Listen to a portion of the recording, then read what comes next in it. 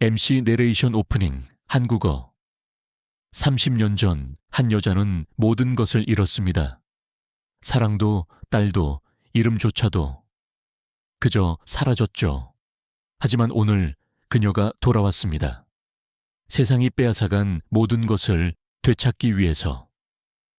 그녀의 눈빛엔 눈물이 아닌 불꽃이 담겨 있었습니다. 그녀가 마주한 것은 자신을 배신한 과거, 그리고 딸을 괴롭히는 또 다른 지옥. 당신이라면 용서할 수 있겠습니까? 아니면 복수하시겠습니까? 지금부터 펼쳐지는 건 한 여자의 숨겨진 이야기, 그리고 30년을 기다린 진실입니다. 1장. 귀환, 결코 아물지 않는 상처 장면 1점. 1. 과거의 그림자. 오늘의 빛 싱가포르 마리나 베이 샌즈 호텔의 호화로운 연회장에는 카메라 플래시가 끊임없이 터져 나왔다. 크리스털 샹들리에가 긴 테이블 위로 황금빛을 쏟아내고 있었다. 50대 후반이지만 시대를 초월하는 침착함을 지닌 한 여성이 수백만 달러 규모의 계약서에 서명하기 위해 몸을 앞으로 기울였다. 그녀의 이름은 윤글로벌 트레이딩의 CEO 사라 킴이었다. 국제시장의 전설이었다. 아이보리색 팬츠 슈트와 까르띠에 시계를 착용한 그녀는 권력과 우아함의 상징이었다. 하지만 그녀의 차분하고 조각 같은 미소 뒤에는 수십 년간의 침묵이 만들어낸 공허함이 있었다. 계약서의 잉크가 마르자 우레와 같은 박수갈채가 터져 나왔다. 그녀는 정중하게 고개를 숙이고 파트너와 악수하고 빈티지 샴페인으로 건배했다. 그녀가 수백 번이나 연습했던 승리의 순간을 담은 모든 동작이었다.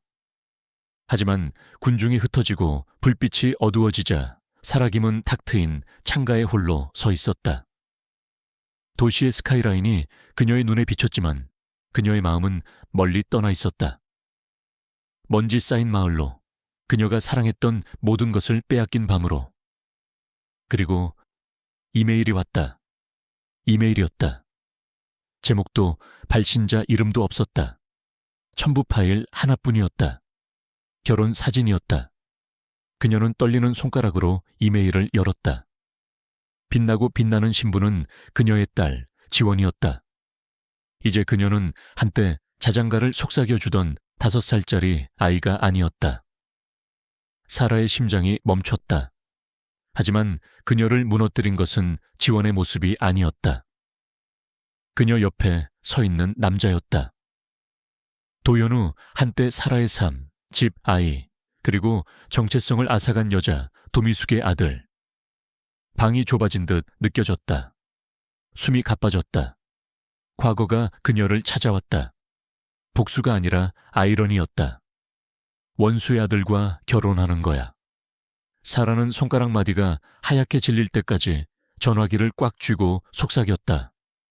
게다가 그녀는 내가 누군지도 모르고 그날 밤 전용기는 망설임 없이 예약되었다. 행선지, 서울.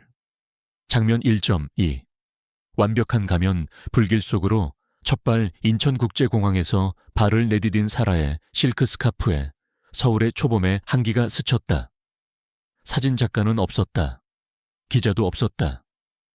오직 김연희, 그녀가 사용할 가명뿐이었다. 루이비통 가방에는 명품 옷만 있는 게 아니었다. 그 안에는 서류, 추억, 그리고 30년 동안 숨겨온 뜨거운 진실이 담겨 있었다. 그녀는 복수를 하러 온 게 아니었다.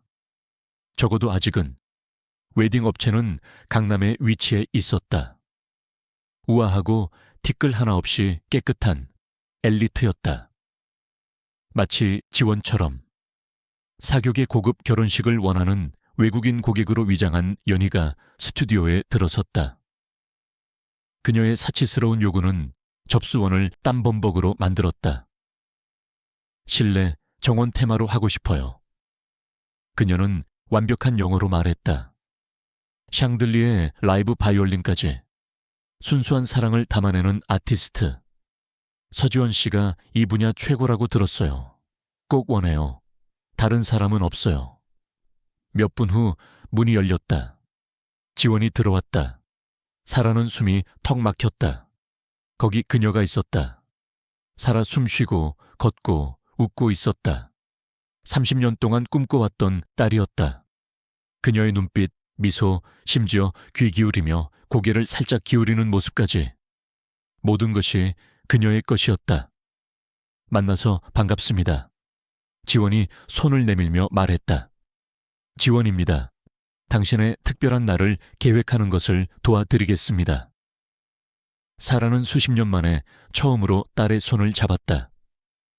짧지만 짜릿하고 견딜 수 없는 접촉이었다. 나 기억 못하시나요? 그녀는 생각했다. 그런데 당신은 여기 있다니. 다른 사람의 결혼식을 안내하고 있다니. 내가 당신을 낳았다는 사실도 모른 채 사라는 미소를 지었다. 고맙습니다, 서 선생님. 저는 아주 특별한 취향을 가지고 있어요. 장면 1.3. 역사는 반복된다.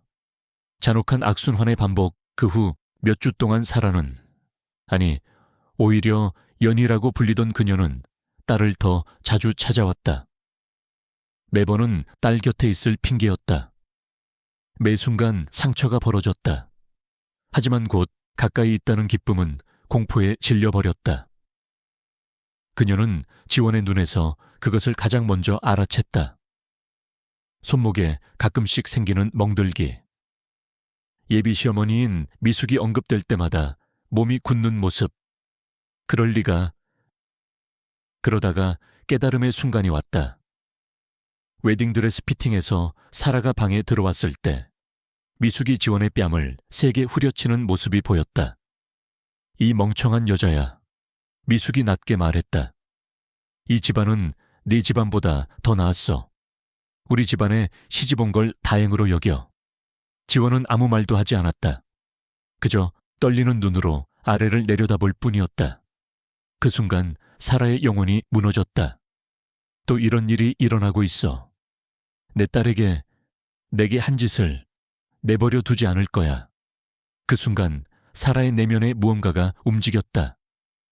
고객의 가면에 금이 가기 시작했다. 그녀는 단지 딸을 보기 위해 온 게 아니었다. 그녀는 딸을 구하기 위해 온 것이었다. 제2막, 가면이 벗겨지다. 정의의 외침 장면 2.1. 넘쳐버린 물잔, 분노의 폭발, 강남의 한 고급 웨딩홀. 하객들이 웨딩드레스를 고르며 웃고 떠드는 가운데 조용한 구석에서는 폭풍이 다가오고 있었다. 지원을 부르며 들어선 미숙은 처음부터 날이 서 있었다. 지원아, 너 이 드레스 입고 뭘 바라는 거니? 우리 가문의 체면 생각은 전혀 안 해?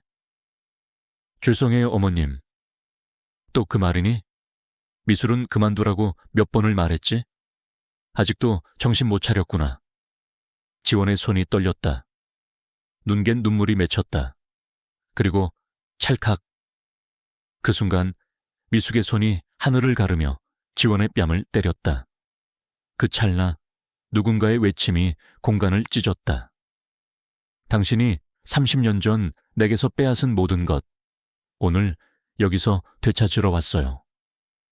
모든 시선이 한 사람에게 쏠렸다. 하이힐을 신고 우아하게 서 있는 윤혜옥. 그녀의 눈빛은 차갑고 목소리는 단호했다. 그리고 그녀는 더 이상 가면을 쓰지 않았다. 그래요. 나예요. 당신과 당신 남편이 쫓아낸 그 여자. 당신 아들의 약혼녀. 그 아이는 내 딸이에요. 미숙의 얼굴이 순식간에 창백해졌다.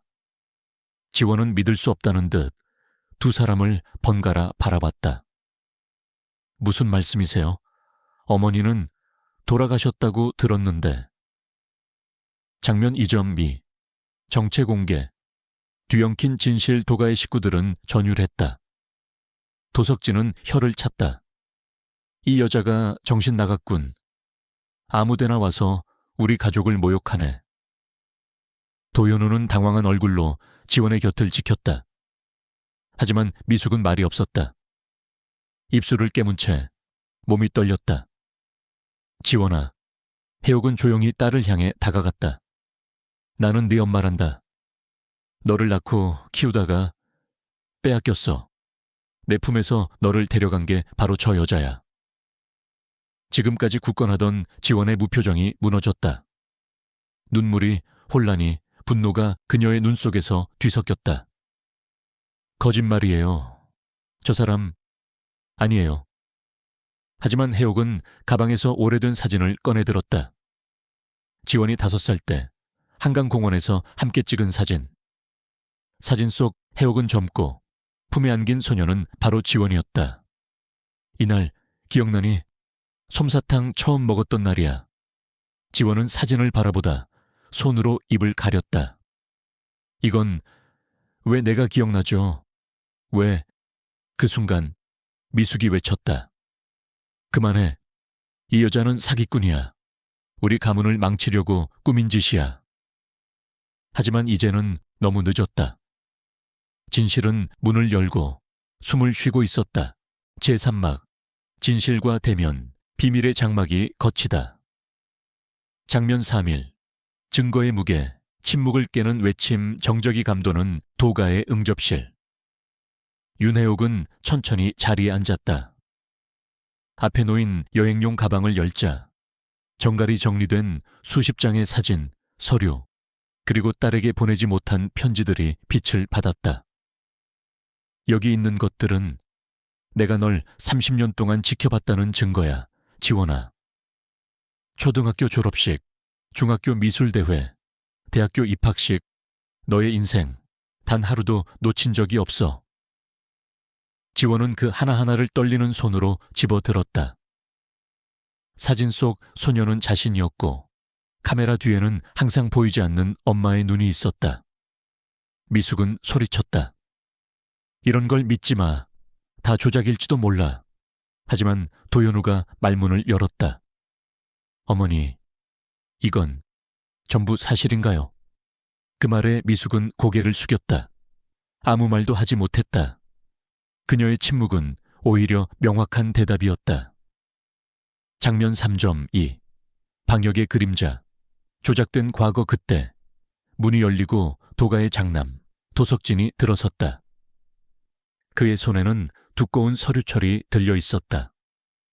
당신이 아무리 감성팔이를 해도 이걸 보면 사람들이 누굴 믿을지 알게 될 겁니다. 그는 냉소적으로 웃으며 서류를 펼쳤다. 싱가포르에서의 탈세 의혹, 불법 증거 조작, 전 남편과의 금전 분쟁까지. 이 사람이 과연 믿을 만한 존재입니까? 해옥은 담담했다.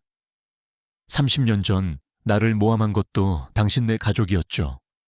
그리고 지금 또다시 같은 수법으로 날 짓밟으려는군요.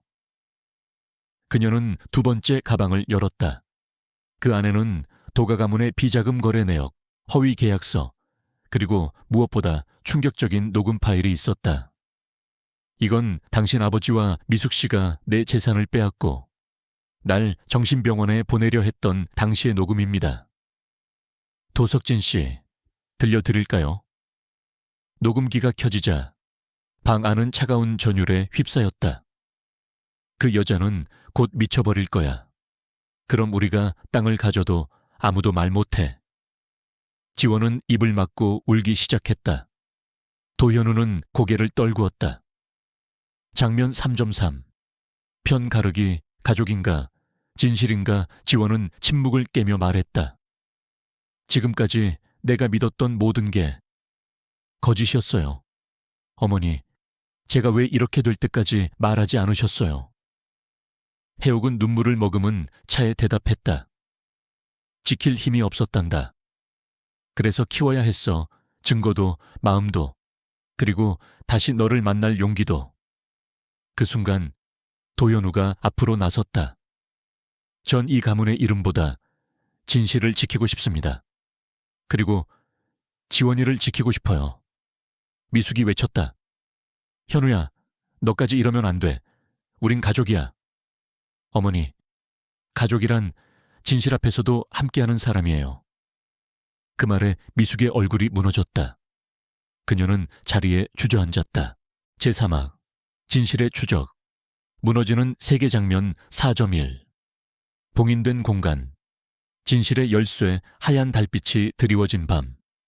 윤혜옥은 도현우, 지원과 함께 고요한 언덕 위의 저택으로 향했다. 그곳은 도가문의 별채. 현우는 숨죽인 목소리로 말했다. 어릴 적 이 방의 아버지가 절대 들어가지 말라고 했어요. 하지만 저는 알고 있었어요. 뭔가 숨기고 있다는 걸. 고요한 복도. 벽난로 뒤편에 숨겨진 비밀의 문. 현우가 숫자 자판에 형의 생일을 입력하자 딸깍하는 소리와 함께 중후한 금고문이 열렸다. 안에는 수십 년 동안 쌓여온 장부들, 서류철, 그리고 한 개의 낡은 가죽 상자가 있었다.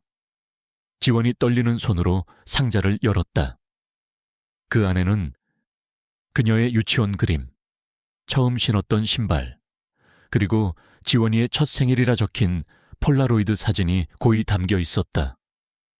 이건 내가 어릴 적 엄마랑 있었던 그날. 지원은 입술을 떨며 속삭였다. 장면 4.2. 어둠 속의 기록, 무너지는 믿음. 현우는 오래된 장부를 펼쳤다. 그 안에는 충격적인 내역들이 가득했다. 불법 개발로 인한 땅 강탈 계약서, 정치인들과의 뇌물 거래, 장부 과거 미숙과 윤혜옥, 전 남편이 주고받은 협박 편지. 이건 우리 가족이 30년 동안 숨겨온 죄악의 기록이에요.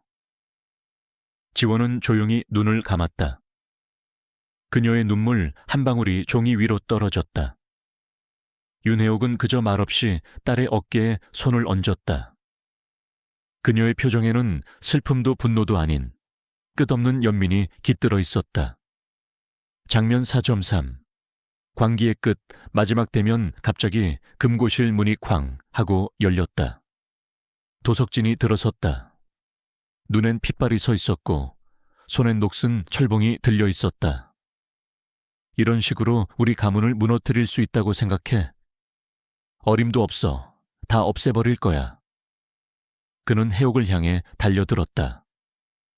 그 순간 현우가 몸을 날려 그를 막았다. 형 그만해. 더 이상은 안 돼. 두 형제가 뒤엉켜 쓰러졌고 그 틈에 경찰 사이렌 소리가 울려 퍼졌다. 몇 초 뒤 무장한 경찰들이 들이닥쳤다.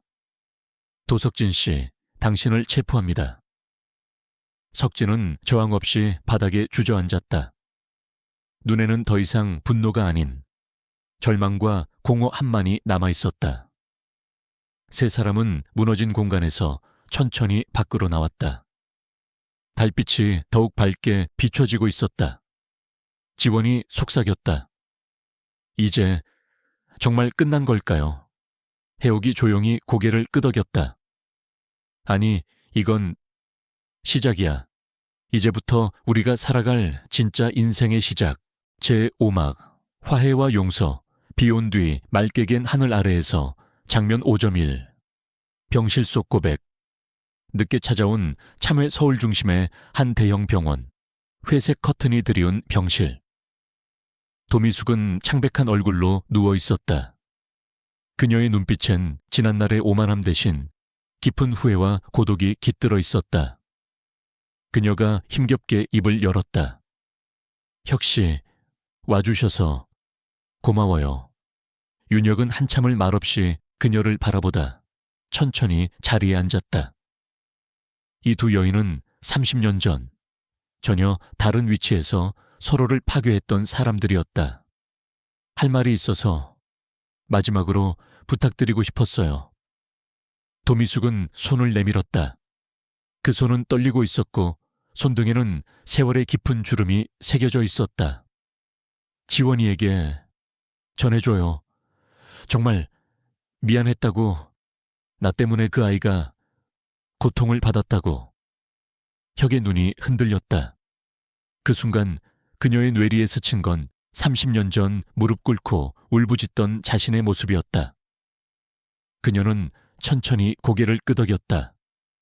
당신의 진심이 전해지길 바라요. 하지만 그 용서는 제가 아닌 지원이가 내려야 할 몫이에요. 장면 5.2. 증오가 아닌 사랑, 어머니의 선언 그날 밤, 병원 옥상. 바람이 살랑이는 가운데 혁은 노트를 꺼내 적었다. 나는 복수를 위해 돌아온 게 아니었다. 딸을 지키기 위해, 진실을 되찾기 위해 돌아왔을 뿐이다. 증오로는 결코 행복을 만들 수 없다는 걸 이젠 안다. 다음 날 윤혁은 지원과 함께 다시 병실을 찾았다. 도미숙은 눈을 감고 있었지만 그들의 발소리에 미약하게 눈을 떴다. 지원이 다가가 속삭였다. 어머니, 저예요. 지원이에요. 도미숙의 눈가에 눈물이 맺혔다. 그녀는 힘겹게 손을 뻗어 지원의 손을 잡았다. 미안해. 정말 미안해. 지원은 떨리는 손으로 도미숙의 손을 감쌌다. 그리고 조용히 말했다. 저도 많이 힘들었어요. 하지만 이제 그 고통 여기서 끝낼게요. 어머니, 용서할게요. 방 안에는 눈물과 침묵, 그리고 새로운 시작의 기운이 감돌았다. 장면 5.3 고요한 이별. 마지막 인사 며칠 후 도미숙은 조용히 세상을 떠났다. 화려했던 도가문은 이제 잿더미 위에서 새로운 페이지를 준비하고 있었다.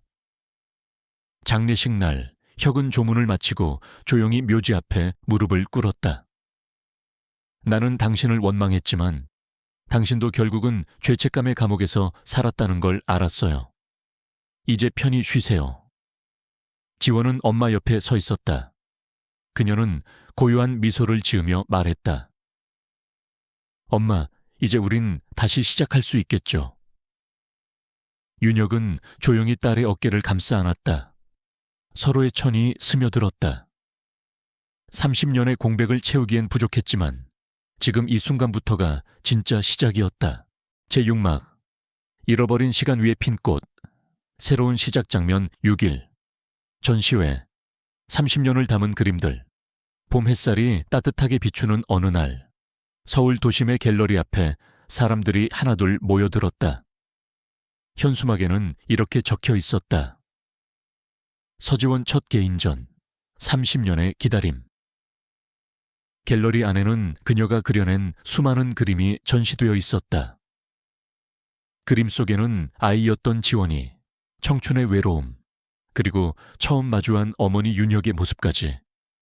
마치 하나의 삶, 하나의 여정이 화폭 위에 펼쳐져 있었다. 혁은 벽에 걸린 그림을 바라보며 눈시울을 붉혔다. 그녀의 뒷모습을 바라보던 지원이 조심스레 다가왔다. 엄마, 이건 제가 엄마를 기다리며 그렸던 마음이에요. 혁은 딸을 껴안았다. 말없이 전해지는 진심이 수많은 말보다 더 깊은 위로가 되었다. 장면 6.2 새로운 생명.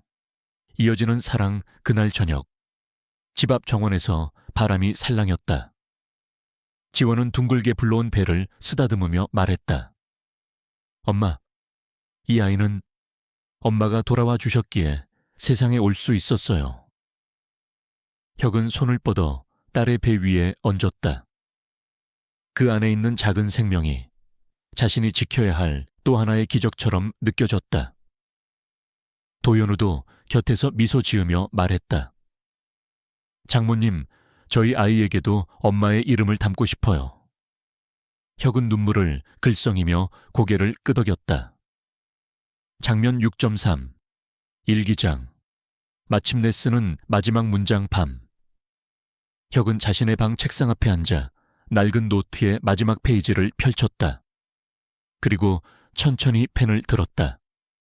30년 전 나는 모든 것을 잃었다고 믿었다. 하지만 지금 생각해보면 그 시간은 새로운 시작을 위한 준비였는지도 모른다. 미움은 미움을 낳고 사랑은 사랑을 남긴다. 그리고 나는 사랑을 선택했다. 그녀는 창밖을 바라보았다. 달빛 아래에서 정원의 꽃들이 조용히 피어 있었다. 마치 지금 이 순간처럼 평화롭고 다정하게. 장면 6.4 함께 그리는 미래. 가족이라는 이름으로 며칠 후 혁은 지원, 도현우, 그리고 아직 태어나지 않은 아기와 함께 새로 이사한 집 앞 정원에서 작은 피크닉을 준비했다. 파스텔빛 블랭킷 위에는 샌드위치와 과일, 그리고 지원이 직접 만든 도시락이 놓여 있었다. 엄마, 여기서 새 출발해요. 이제 우리 과거가 아닌 현재를 살아요.